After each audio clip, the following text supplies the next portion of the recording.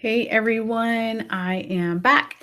It's Dr. Hammond here with your mental health moment.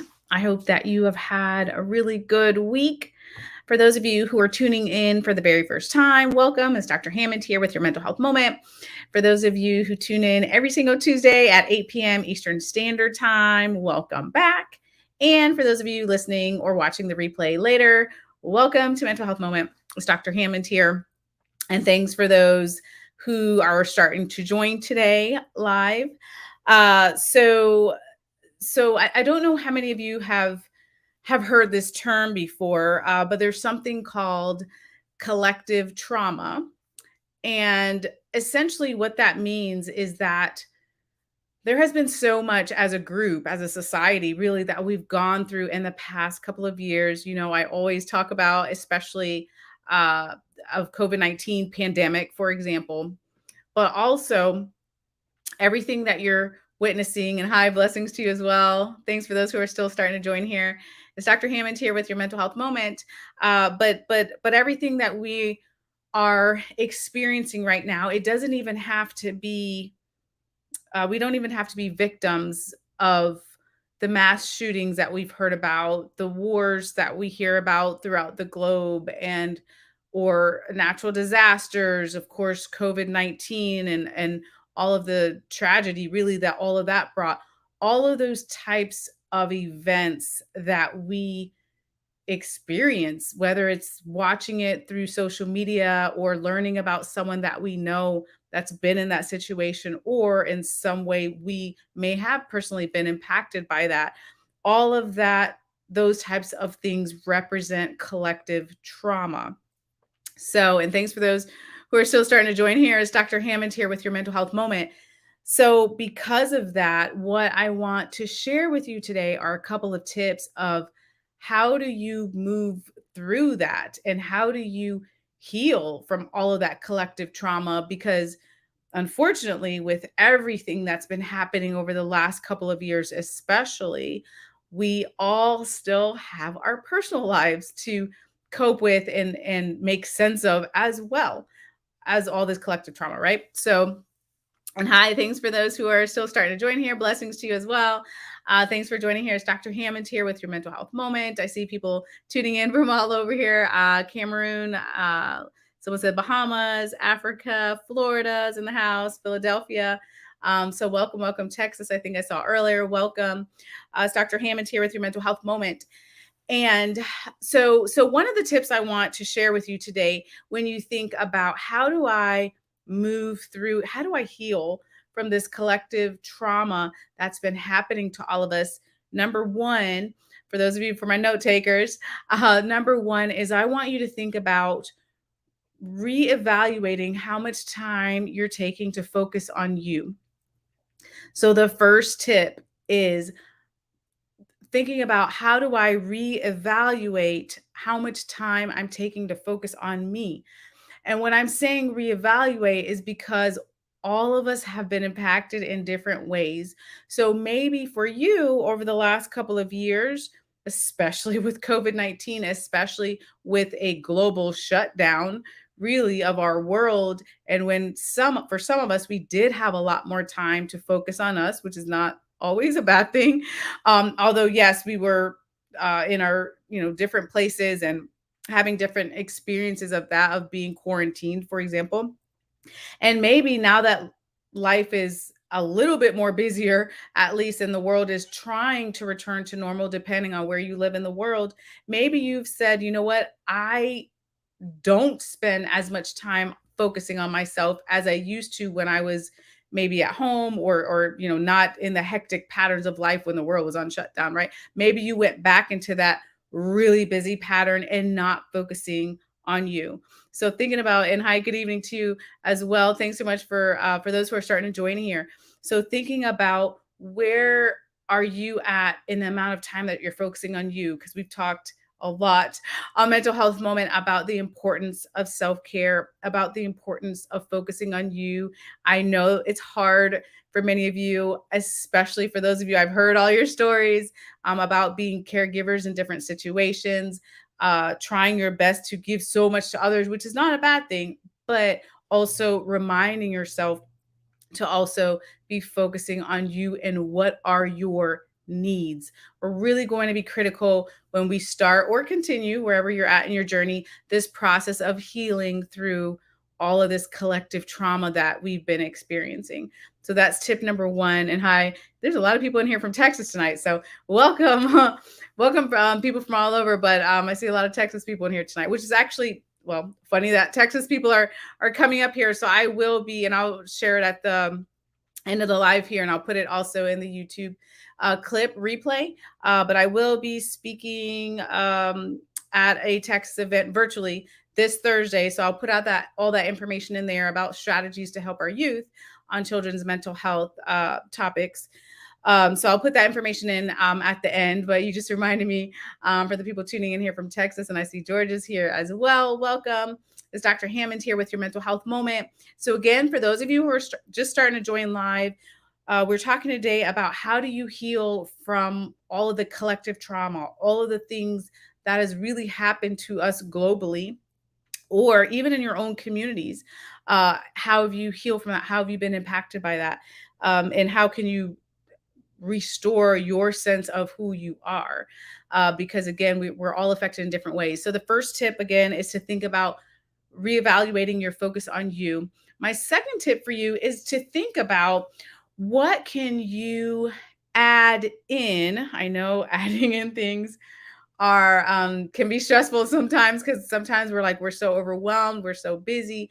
But if it was just one thing, what is one thing that you can add in to your wellness routine, or maybe something you need to do more of, something that brings you joy, or something that helps you to relax? And you guys can put it in the chat, because sometimes when you all put things in the chat, other people will read it and be like, oh, I could do that too. Or, I should try that too. So what is one thing that you can add more of, or maybe start into your life, that gives you more joy, that gives you more relaxation?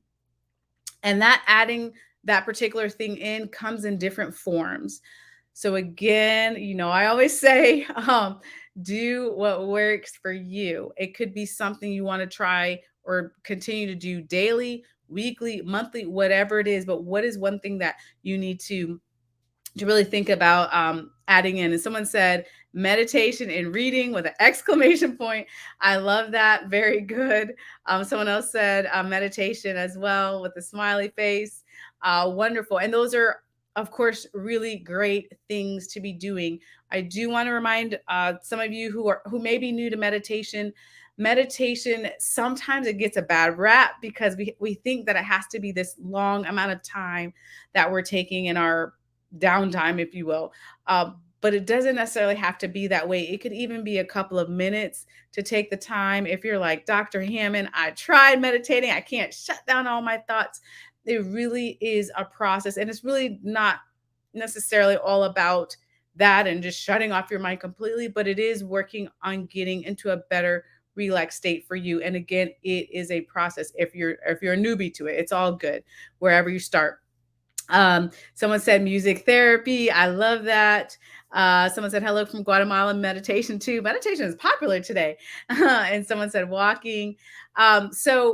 So I love all of those suggestions, and especially I love meditation. That's something I practice myself. But also, I'm glad someone brought up walking, because one of the things with collective trauma, one of the things to remember with collective trauma is, and not just collective trauma, but different types of trauma, is trauma can get stuck in your body. So when you experience certain things where your brain can just go into shock, all of us experience trauma in different ways. So your brain can go into shock, right, when you have this experience, or you might get so angry with things you watch on the news, towards other people. You might be angry about something and it's internal towards yourself. You might have sadness, you might have nervousness. There's all sorts of different responses to trauma, but sometimes those feelings, especially when we don't express them, which we can all be guilty of sometimes, right? It's hard to express our feelings sometimes. It can get trapped in physically trapped in your body. which turns into headaches and backaches and stomach aches and all sorts of physical issues when you don't use movement to try to release some of that trauma. So when someone brought up walking, someone else said, I enjoy walking early in the morning while praying before work. Beautiful. Whatever form of movement you want to do, whether you're walking, you are sprinting, you're jogging, you're doing yoga, you're at the gym, however movement looks for you, I would strongly encourage you. Again, we all have different physical ability levels, and of course, definitely consult with your primary care physician, of course. Uh, but it's really, really important for you to think about um, how to utilize movement. And let me see here. There we go. Sorry about that. I got a call here that came in and just took away my screen. So, sorry about that. Sorry about that, you all. Um, now I'm back. But so it's so important, as I was mentioning, to make sure that you think about how to incorporate movement into your life, no matter what form that may look like. When we think about healing collective trauma, and someone else said, stretching is a great tool for releasing stress. Absolutely. And again, that's another form of movement. Even if you're just like, you know what, I'm not going on a run today, or I don't feel like walking, but I want to stretch. I want to work on releasing the physical tension that can build up in your body because of this collective trauma. That works too. Someone said, yep, guided meditation works for my brain as it's hard to turn off thoughts. There's a lot of good apps on that. If you, again, are new to meditation, or you need what's called guided meditation, which you've heard a lot of, there's a ton of scripts. If you just Google meditation scripts, there's scripts, meaning you can hear someone talking maybe for 5 minutes or 10 minutes or however much time you have to guide you to a calmer place. They may be talking about being in a forest, or you might hear lakes, rivers, or ocean, or some type of soothing sound in the background while they're talking, to just really guide you to a relaxed state. So that's a great, I'm glad someone brought that up. That's a great example as well as something you can do, especially if you're new to meditation. You're like, you know what, I need some help. Dr. Hammond just taking it down a couple notches. That's okay too. We're all at different places. Um,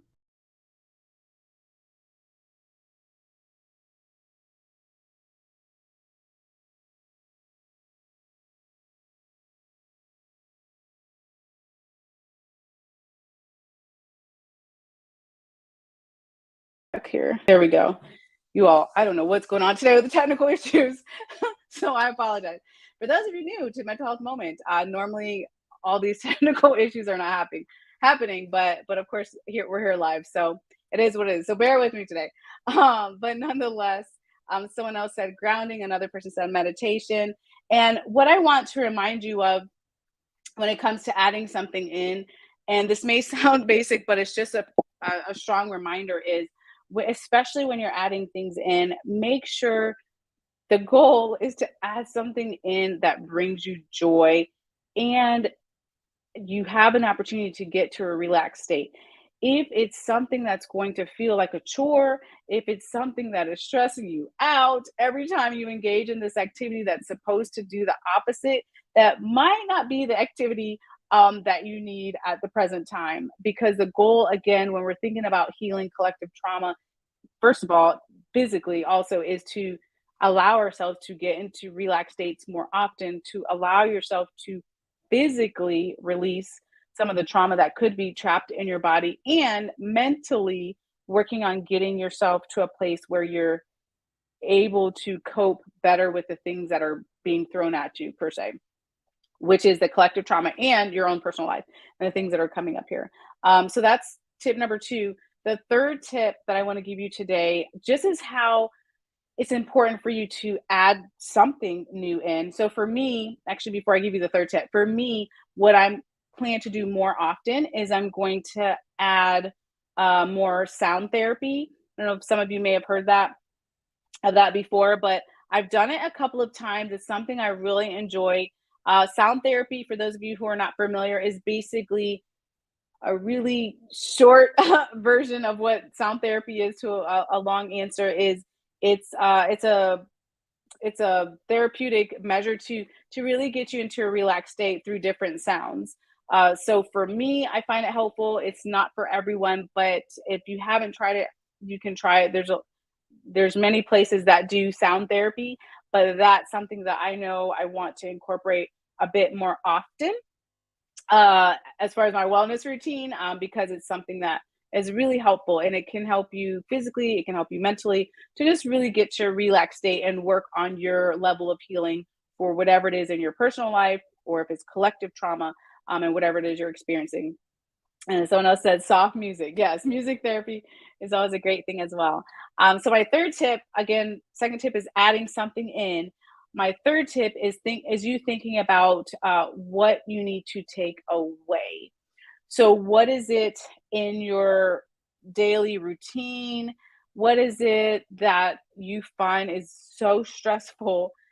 Again, there's things that are within our control and things not within our control. But the things that are within your control, is there a habit that you want to think about taking away? Is there certain, maybe foods, maybe there's in your diet, you're like, you know what, I really need to work on eating healthier?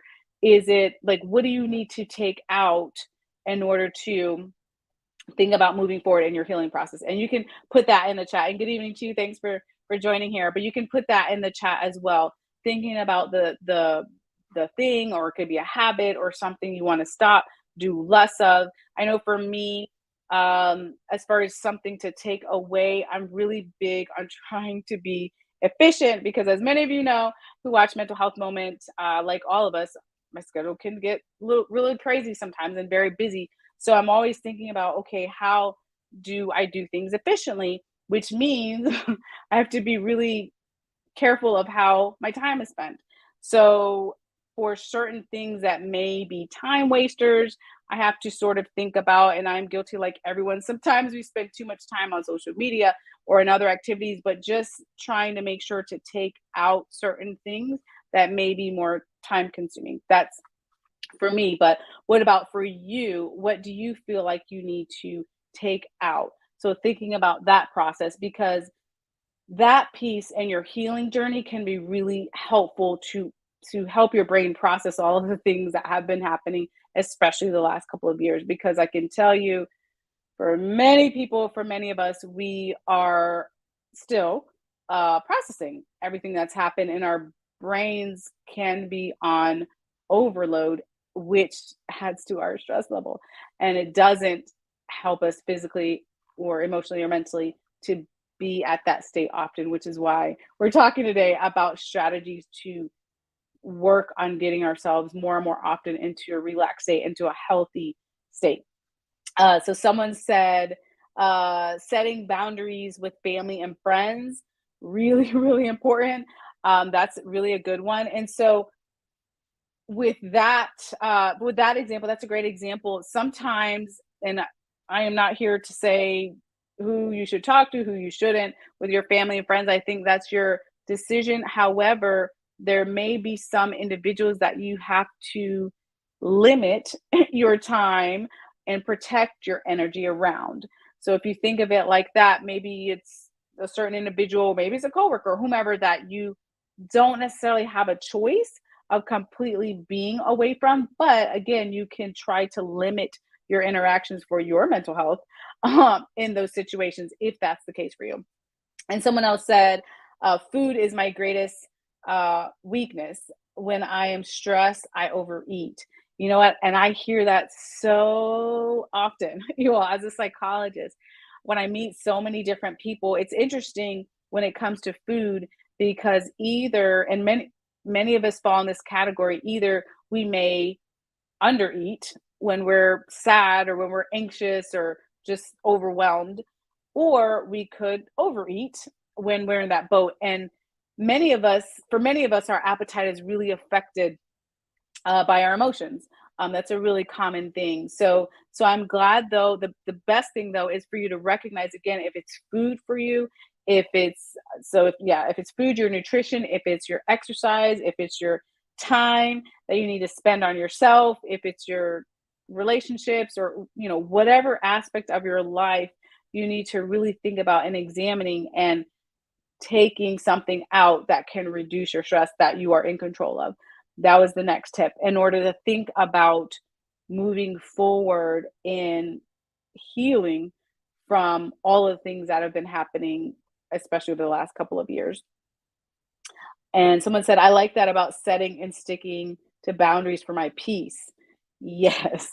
Yes. We all have a different level of comfort, right, with our boundaries. But again, that is why you really have to, we all have to constantly be in a state where we're examining who we are as people when we're thinking about what do we need right now. What you need now may not be what you needed 10 years ago, and it's not going to be what you need 10 years from now, right? So that's why we have to constantly be in that state. But also, your boundaries are allowed to change. That's okay. You all are nothing. Nothing is necessarily set in stone for your life. Your boundaries are allowed to change. Your mental health needs are allowed to change. What you do for wellness can change. All of these things can change. The most important thing that I always want you all to remember is to think about moving your path forward. But if sometimes you got to take a couple steps back because something happens, that's okay. But always having the mindset of moving yourself forward in your growth and whatever your wellness goals are. Someone else said, I tend not to express my true feelings in order to keep the peace. Interesting. And a lot of people are in that boat. Absolutely. And, you know, going back to another tip, actually, when it comes to collective trauma, is about handling your emotions. And again, we're all at different levels with this, but really, when you think about where are you at in your journey with managing your emotions. And it's funny, I talk about this a lot, especially with kids, because I think it's a gift if we can teach kids really early how to manage their emotions, like, and they get that for life, and going into their adulthood, it really is a gift. But even for us as adults, we really have to think about the however we manage our emotions, is it working for us? So if it is, great. But if it's not, and it's causing you stress, and you are so overwhelmed, so stressed out all the time, physically you're not doing well, emotionally, mentally you're not doing well, you have to take a step back and be like, okay, what do you need to do, or what do you need in order to help you manage the emotions, in order to help you manage all the things that we're hearing on social media, in traditional media, and the things happening in your life. What do you need, right? So thanks for bringing that up. And someone said my boundaries are allowed to change. Yes, they are. They absolutely are. Someone said I've learned to push away from social media and things that hinder me from moving forward. Beautiful. That's beautiful. And one of the things I will tell you, that not so much now, because I think I think mostly my social media is, besides the news, but is more or less positive. But that's something a while back that I think I had to take a look at my own social media as well, and to think about, okay, is is what I am choosing to tune into, mostly, again, besides the media outlets that I have to keep up with things, but is what I'm choosing to tune into, is it positive? Is it uplifting? Is it inspiring? And if not enough of that, then I need to add in more channels, which my Instagram is filled with all sorts of motivational and uplifting and inspiring stories, because that is what I want to mostly fill my day with, and fill my mind with. So that's something to really think about. If you even, again, that's a good point on social media. If you need to really remove some individuals or some accounts that are triggering you, or that are not bringing you as much joy as you need. And again, I'm not talking about the news, because we have what we have right now. The news tends to be negative if we uh, tune into it. But other sources on there. So really thinking about evaluating that. Someone said, I need help finding peace. Yes. And you know what? It is really, I'm glad someone brought that up because as we're talking today, and for those of you who are just starting to tune in here, actually, we're talking today about how to restore yourself, how to heal from the collective trauma that has happened to many of us, especially over the past couple of years. And someone typed in the chat here, I need help finding peace. And that is a really great level of awareness of where we're at because sometimes for many of us, we are looking for inner peace and it comes about and we achieve it. And then something happens in our life that just takes us off that course. It just does. And then we're like, man, now I got to go deal with this situation, right? You're like, man, I had my inner peace. And and and I'm saying that jokingly, but it is literally sometimes for many of us sometimes for many of us, our lives can feel like roller coasters because we're maybe on these highs and we're like, yeah, I'm doing great mentally or emotionally, and then something happens and you're not.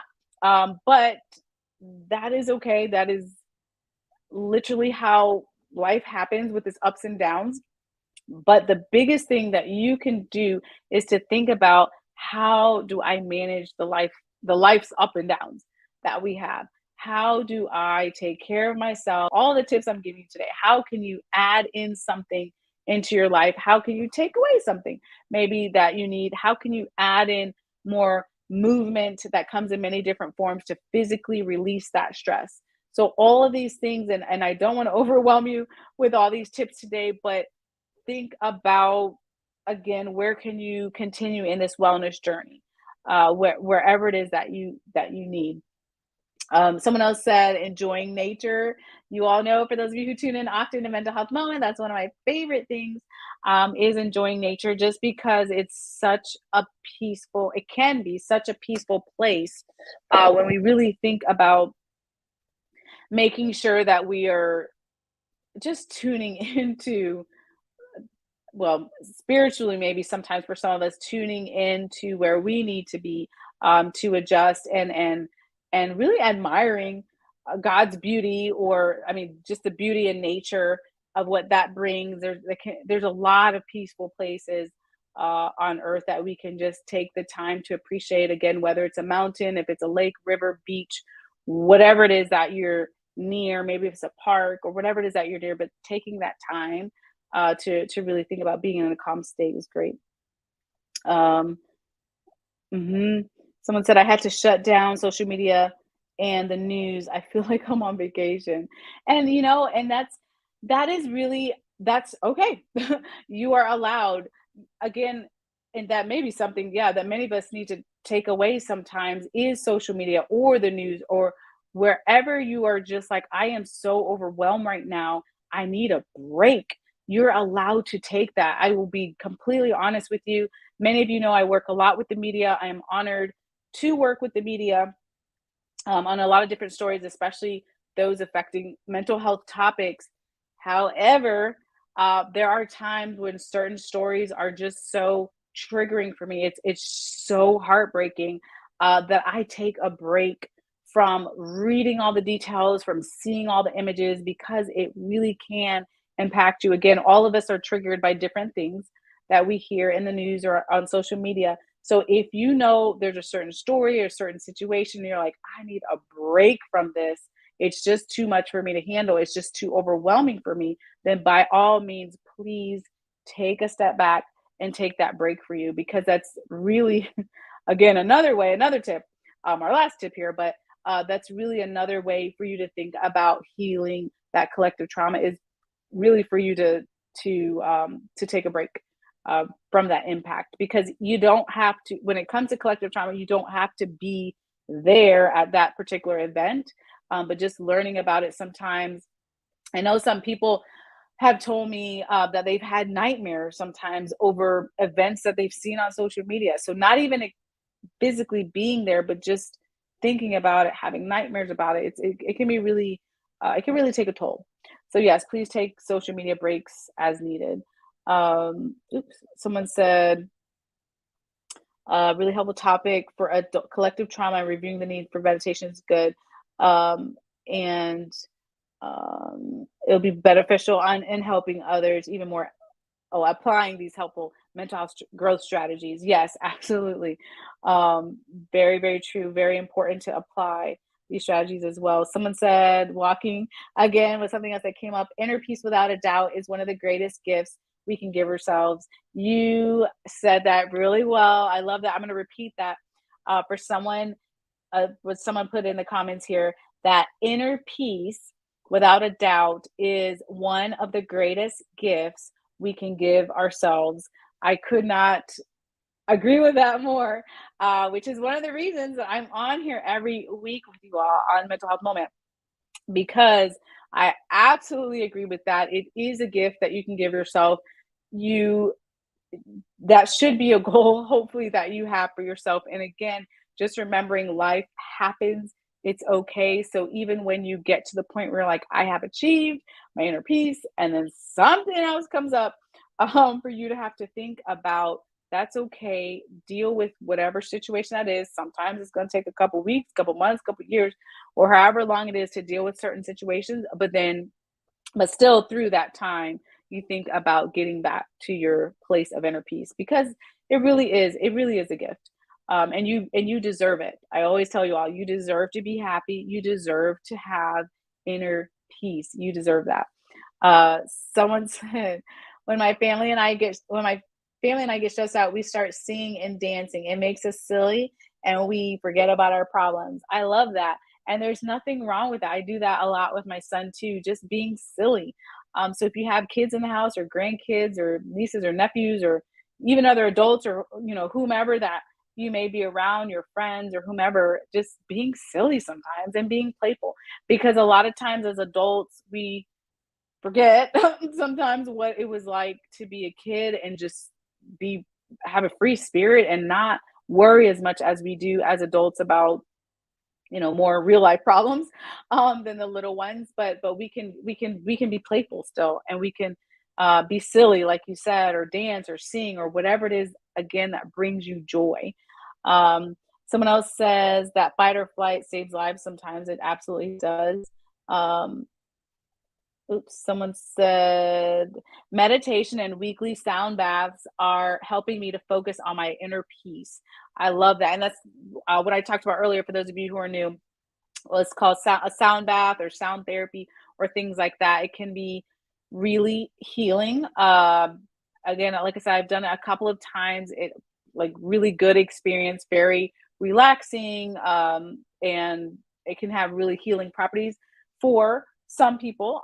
If you enjoy that, so you can check that out online if you'd like. If you need any uh, resources related to that, you can always send me a DM on social media, Dr. Nikki Hammond, on any social media platform, and I'm happy to connect you. Someone said, I've started journaling and weightlifting to deal with this trauma. I didn't realize how much I was affected until I realized that I am triggered by things that never used to affect me. Yes, and sometimes I'm glad you brought up weightlifting too. That's another example, again, physically. So actually, it sounds like you're doing two things, because the journaling is to help you can help mentally and emotionally, and then obviously the weightlifting physically. So there's a lot of different levels of us that trauma can affect, again, physically, emotionally, mentally, spiritually, financially, right? There's a lot of different levels. But weightlifting, for example, which is something I love as well, um is just really a great release, physical release. And sometimes what happens when you whatever movement you choose, physical movement, when you do certain things, like maybe it's even a walk, and you do some certain things, and you feel the tension leave your body.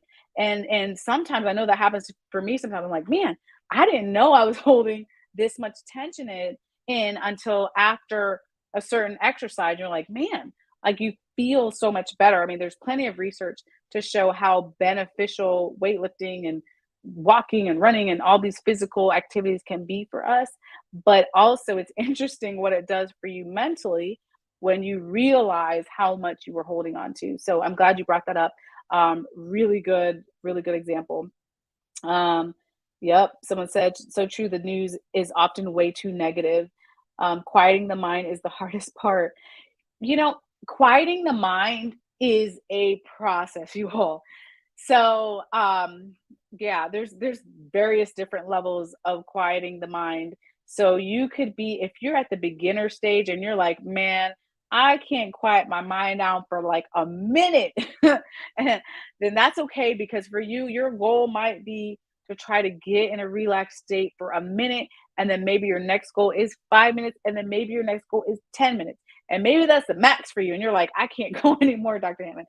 And that's okay. Wherever it is for you, that is okay. The most important part is just to really start that practice. And usually for most people, it's the practice that gets you to the point where you're like, man, now I can relax for like 20 whole minutes, right? Or whatever your goals are. But it really is a practice to work on quieting the mind. Um, yep, someone said you have to love yourself. Agree. Someone, ooh, I love that. Someone said I find Tai Chi very relaxing in or out of the water. That's another great example. I used to do that a long time ago, but that's another great example. I love how you all are giving the physical, a lot of physical examples tonight. But whether yes, it's Tai Chi or yoga, Pilates, walking, running, stretching. I mean, there's so many different ways for us to really work on healing, physically healing our body, which we know there's a mind body connection.